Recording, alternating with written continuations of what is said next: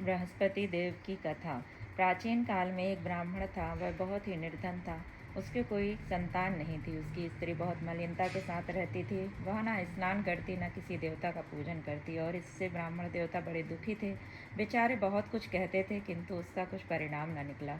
भगवान की कृपा से ब्राह्मण की स्त्री के कन्या रूपी रत्न पैदा हुई। कन्या बड़ी होने लगी, पर वह प्रातःकाल स्नान करके विष्णु भगवान का जाप व बृहस्पतिवार का व्रत करने लगी। अपने पूजन पाठ को समाप्त करके स्कूल जाती तो अपनी मुट्ठी में जौ भर के ले जाती और पाठशाला के मार्ग में डालती जाती। तब ये जौ स्वर्ण के हो जाते तो लौटते समय उनको बीन कर घर ले आती थी। एक दिन वह बालिका सूप में उन सोने के जौ को फटक कर साफ कर रही थी। उसके पिता ने देख लिया और कहा कि हे बेटी, सोने के जौ के लिए सोने का सूप होना चाहिए। दूसरे दिन बृहस्पतिवार था। इस कन्या ने व्रत रखा और बृहस्पति देव से प्रार्थना करके कहा कि मैंने आपकी पूजा सच्चे मन से की हो तो मेरे लिए सोने का सूप दे दो। बृहस्पति देव ने उसकी प्रार्थना स्वीकार कर ली। रोजाना की तरह वह कन्या जौ फैलाती हुई जाने लगी।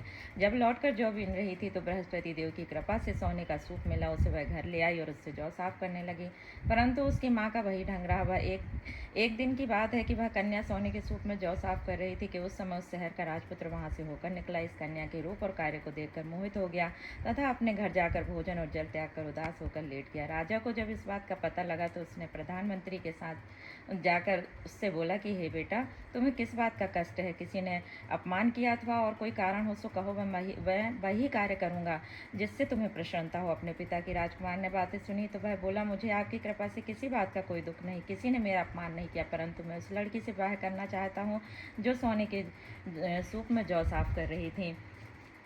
यह सुनकर राजा आश्चर्य में पड़ा और बोला कि हे बेटा, इस तरह की कन्या का पता तो तुम ही लगाओ, उसके साथ तेरा विवाह मैं अवश्य करवा दूंगा। राजकुमार ने उस लड़की के घर का पता बतलाया। तब मंत्री उस लड़की के घर गए और ब्राह्मण देवता को सभी हाल बतलाया।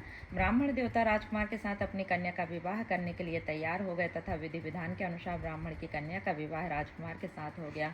कन्या के घर से जाते ही पहले की भांति उस ब्राह्मण देवता के घर में गरीबी का निवास हो गया। अब भोजन के लिए भी अन्न बड़ी मुश्किल से मिलता था। एक दिन दुखी होकर ब्राह्मण देवता अपनी पुत्री के पास गया। बेटी ने पिता की दुखी अवस्था को देखा और अपनी माँ का हाल पूछा।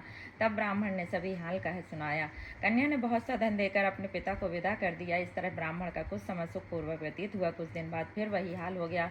ब्राह्मण फिर अपनी कन्या को यहाँ गया और सारा हाल कहा तो लड़की बोली, पिताजी, आप माता जी को यहाँ लेवा लाओ, मैं उन्हें विधि बतला दूंगी जिससे गरीबी दूर हो जाए। तब ब्राह्मण देवता अपनी स्त्री को साथ लेकर पहुंचे तो वह अपनी माँ को समझाने लगी कि हे माँ, तुम प्रातःकाल प्रथम स्नान आदि करके विष्णु भगवान का पूजन करो तो सब दरिद्रता दूर हो जाएंगी। परंतु उसकी माँ ने एक भी बात नहीं मानी और प्रातःकाल उठकर अपनी पुत्री के बच्चों की जूठन को खा लिया करती थी। इससे उसकी पुत्री को भी बहुत गुस्सा आया और एक रात को कोठरी से सभी सामान निकाल दिया और अपनी माँ को उसमें बंद कर दिया। प्रातःकाल उसे निकाला तथा स्नान आदि कराकर पाठ करवाया तो उसकी माँ की बुद्धि ठीक हो गई और वह फिर प्रत्येक बृहस्पतिवार को व्रत रखने लगी। इस व्रत के प्रभाव से उसके माँ बाप बहुत ही धनवान और पुत्रवान हो गए और बृहस्पतिवार जी के प्रभाव से उस लोक के सुख को भोग कर स्वर्ग को प्राप्त हुए।